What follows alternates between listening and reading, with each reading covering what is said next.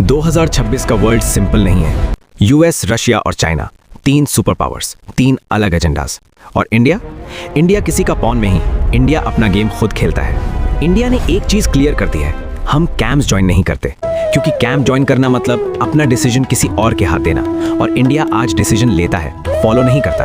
America के साथ India का रिलेशन इमोशनल नहीं, स्ट्रेटेजिक है।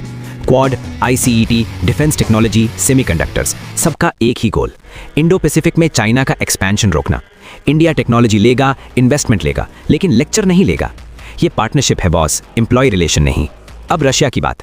वेस्ट चाहता है इंडिया रशिया को छोड़ दे, लेकिन इंडिया जानता है रशिया को छोड़ना मतलब एनर्जी सिक्योरिटी रिस्क में डालना और रशिया को चाइना के हाथ धकेल देना।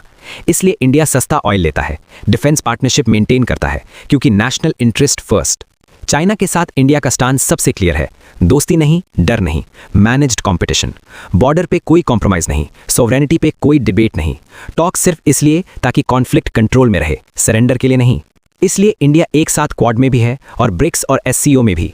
क्वाड से सिक्योरिटी मिलती है, ब्रिक्स और एससीओ से ग्लोबल सिस्टम रिफॉर्म का प्रेशर बनता है। इंडिया सब जगह इसलिए बैठता है क्योंकि इंडिया टेबल पे सीट डिजर्व करता है।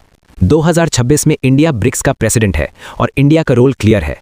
एंटी वेस्ट एजेंडा नहीं, फेक करेंसी एक्सपेरिमेंट्स नहीं, सिर्फ ग्लोबल साउथ की रियल लीडरशिप। इंडिया जानता है जब तक हम इंपोर्ट्स पे डिपेंडेंट रहेंगे तब तक प्रेशर आता रहेगा।